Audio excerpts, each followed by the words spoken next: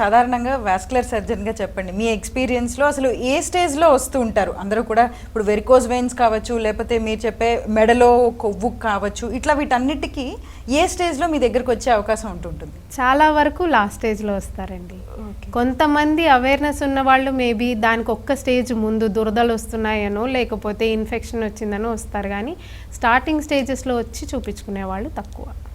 Just start అయ్యి blue veins కింద కానీ రెడ్ వెయిన్స్ కింద కానీ ఉన్నప్పుడు వచ్చేవాళ్ళు తక్కువ.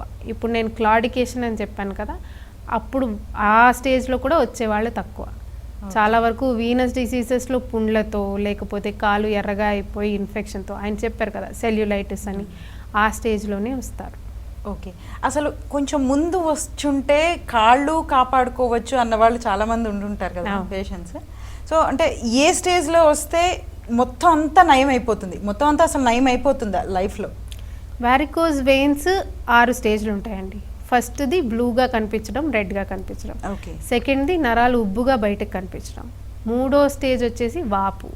4వ స్టేజ్ స్కిన్ నల్లగా అవ్వడము, దురదలు రావడము, డ్రై అయిపోవడం, ఇవన్నీ. స్టేజ్ 5 సెల్యులైటిస్, అంటే పుండు వస్తుంది కానీ మానుతుంది. స్టేజ్ 6 పుండు ఉండడం. పుండు ఏళ్ళు బట్టి, ఇప్పుడు నేను ట్రీట్ చేస్తాను ఒక పేషెంట్ని, 8 ఏళ్ల బట్టి పుండు ఉంది ఆయనకి. అయ్యో. సో 6th స్టేజ్ వచ్చినప్పుడు వస్తే కనుక వాళ్ళకి మళ్ళీ వచ్చే ఛాన్స్ ఉంటుంది. ఫస్ట్ 5 స్టేజెస్లోనూ మనం ట్రీట్ చేసినట్టయితే కనుక అది మళ్ళీ వచ్చే ఛాన్స్ ఉండదు. కానీ ఒకసారి పుండు పడింది అంటే మళ్ళీ పుండ్లు వచ్చే ఛాన్స్ ఉంటుంది. మనం వారికోజ్ వెయిన్స్ ట్రీట్ చేసినా కూడాను ఆ క్రానిక్ వీనస్ ఇన్సఫిషియన్సీ ఏదైతే ఉంటుందో అది కంటిన్యూ అవుతూనే ఉంటుంది. ఏళ్ల తరబడి అయింది కదా, మెల్లిగా తగ్గుతుంది.